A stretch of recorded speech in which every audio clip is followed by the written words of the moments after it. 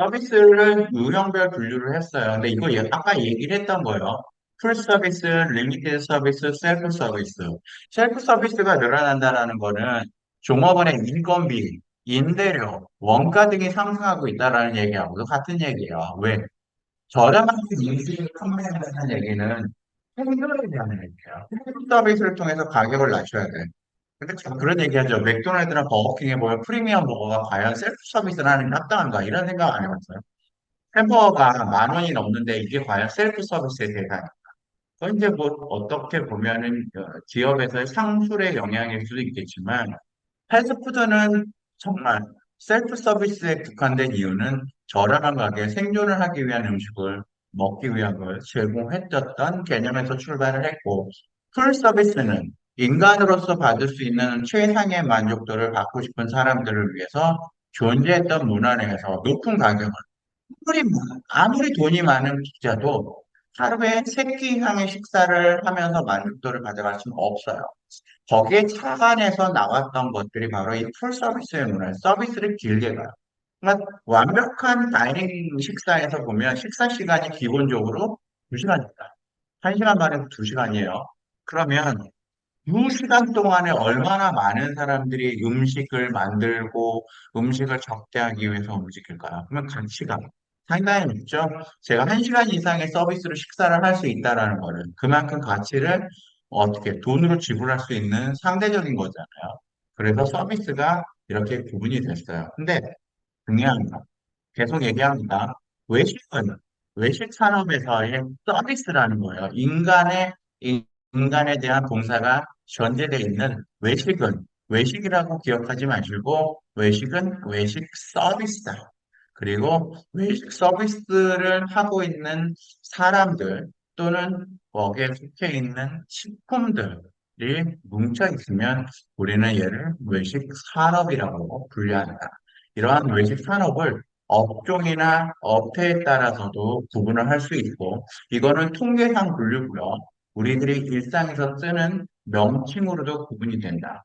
자, 이 얘기를 여러분들한테 해드린 이유는 여러분들이 이 개념적 정의를 따라서 데이터들을 모으고 데이터들을 따라서 분류해 볼 수 있기 때문입니다. 플랫폼 서비스는 상대적으로 낮은 인건비, 낮은 가격, 고객 기호에 맞는 상품 선택기에 낮은 고객 불만, 높은 자석에는 높은 고객 시험, 신속한 서비스 유형이라고 정의되어 있죠.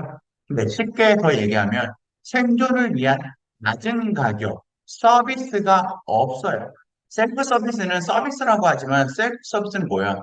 나 자신한테 내 스스로 서비스한다라는 건 서비스의 개념에서 보면 서비스는 인간 대 인간으로서 다른 인간이 누군가한테 서비스를 제공해야 되는데 셀프 서비스는 서비스 받는 게 없다라는 겁니다. 어떻게 보면 없는 서비스를 나한테 직접 제공을 한다는 유형이긴 하지만 셀프 서비스가 아니에요. 네. 자, 그다음 리미티드 서비스. 중간에 있어요. 애매모호하죠. 이도저도 아니고. 해주려면, 이런, 우리나라 말에 이런 얘기 있어요. 줄 거면 주지. 안 줄 거면 주지 말자. 음식이 그렇다는 거예요. 음식을 주려면 푸짐하게 많이 배부르게 충분한 서비스를 제공하는 게 우리나라 문화인 거지. 일부는 서비스, 일부는, 음, 가끔, 어, 여러분들이 뭐, 고기 브랜드, 명륜진사갈비 같은 고기 브랜드를 가면, 최근에 보니까 이렇게 그, 바가 있더라고요. 그 바 안에서 제공하는 게 샐러드란 말이에요. 이렇게 제한된 서비스예요. 그러니까 고기를 구워지지 않죠? 고가의 고기 브랜드를 가면 고기를 다 구워서 먹기 편하게 돼. 내가 고기를 굽고 또 그 필요한 음식들을 가져다 먹는 거 이런 것들도 제한된 서비스의 분류로 볼 수 있습니다. 자, 마지막에 이제 풀 서비스는 그래요. 테이블 서비스를 레토랑이라고 하죠. 테이블이 존재해야 돼. 풀 서비스에서는. 테이블이 없으면 배달 음식을 우리가 풀 서비스라고 할 수는 없죠. 당연히 테이블이 존재하고 이 테이블에 대한 가격을 지불하는 거거든요. 높은 가격. 그리고 편안함이 있어야 돼요. 테이블이 다닥다닥 붙어 있어 옆 사람이 얘기하는 거를 들으면도 안 되고 내 얘기가 옆 사람한테 들리지 않을 정도로 공간의 여유도 있어야 됩니다. 이렇듯 다양한 고객의 특별한 요구를 충족시킬 수 있는 서비스의 유형을 우리는 풀 서비스라고 합니다.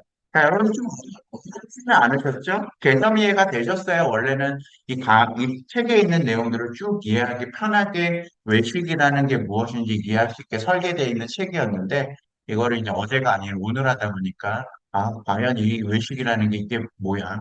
이렇게 생각할 수 있겠는데, 그냥 반복해 듣다 보면 외식 서비스, 외식 기업, 외식 서비스, 외식 산업을 여러분이 이해하는 거는 크게 어렵지는 않을 거예요. 다음 시간에는 제가 외식 산업이 갖고 있는 특징을 얘기를 드릴 겁니다. 그리고 나서 마지막 시간에 외식 산업의 경영 형태까지가 오늘 제가 여러분들한테 해주는 얘기고, 혹시 시간이 되시는 분들은 그 다음 시간에 외식 아마도 서비스를 얘기를 할 텐데, 외식 서비스를 미리 한번 보시고 들어오시면 분들이 좀 이해하기는 편하실 거라고